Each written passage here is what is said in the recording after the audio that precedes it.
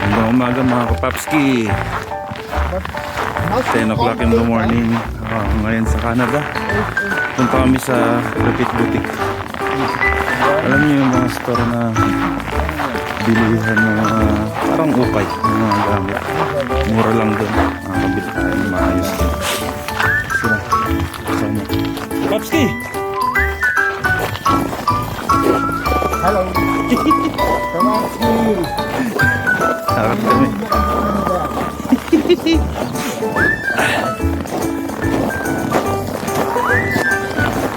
Tingin tayo ng mga gamit sa kwarto. Mga basurahan na maliit. Konting mga kanister. Ano yung mga yelo? Grabe.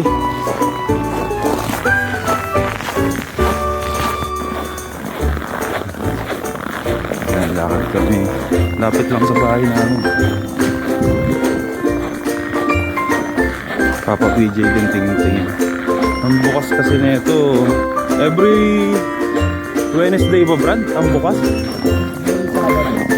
Wednesday and Saturday lang mga kapapski. Bukas to. Mas limited time lang. Sa nagugunahan yung mga tao. Kasi minsan may mga maganda silang binibenta na mura lang. Magamit ko sa bahay.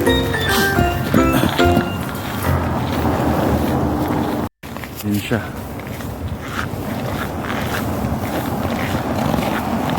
May ginaw na yung kamay ko. Frozen na. Yan siya na. Medyo sinisipon si Papski niya. Lamig eh. Dito na tayo sa ano. Tindahan ng bayan. Yan, ang Repeat Boutique. Ito siya. Ay, sabi na dito. Mayaman na hirap.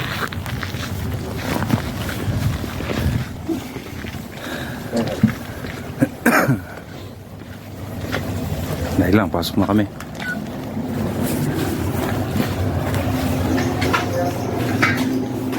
Yan, ito siya.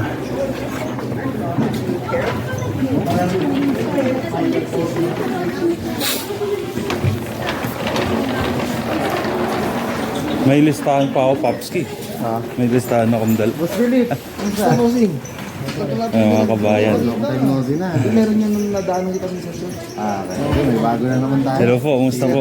Si Sir Philip. Sabong Sir Philip.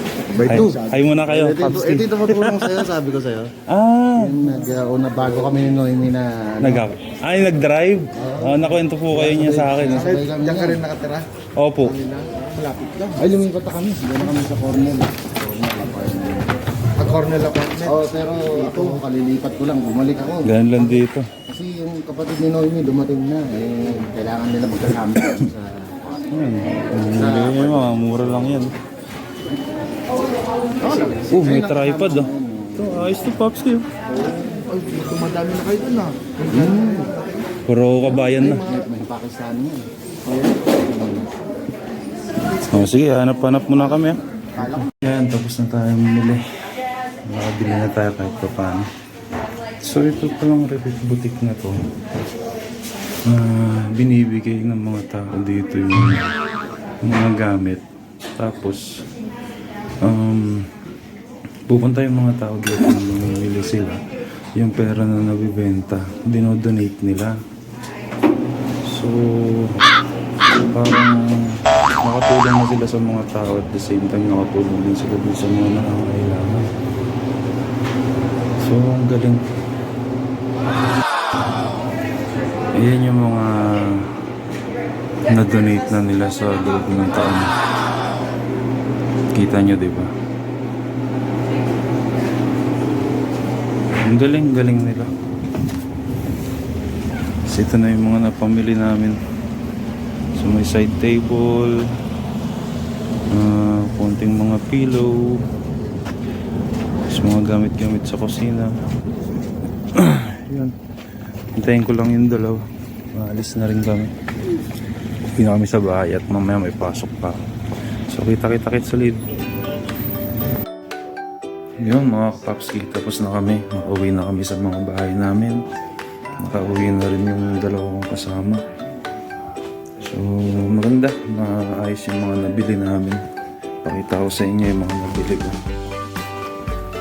Okay din kasi kahit pa paano nagbibuild pa ako ng mga gamit ko dito. Pero sa tingin ko, tama lang muna itong mga gamit ko na to. Kasi hinintay ko rin yung family ko na dumating dito. Siguro sa kanila lang ako magpupunta ng iba pag nandito na sila. Ito nga yung mga nabili ko. Yan po, galing putik-putik yung lampshade, yung side table, yung sopa. Itong sopa bigay sa akin yung PJ Papski. Tapos yan, yan, TV stand. Galing ng ano yan, ang butik yan. So, dito sa Canada, medyo makakaipon ka ng gamit mo kahit pa paano. Mga presyuhan din, mga $1, $2, $3. Katulad na itong side table na to. Nabili ko lang siya ng $15. Pero okay pa siya. Itong lampshade, $1 lang yata yun. Nalagay yung mga medyas brief. Tapos itong TV stand na ito, nabili ko lang ng $10. So yan lang, unti-unti. So hanggang dito na lang mga kapapski. Hanggang sa susunod na vlog ulit, kita-kits tayo.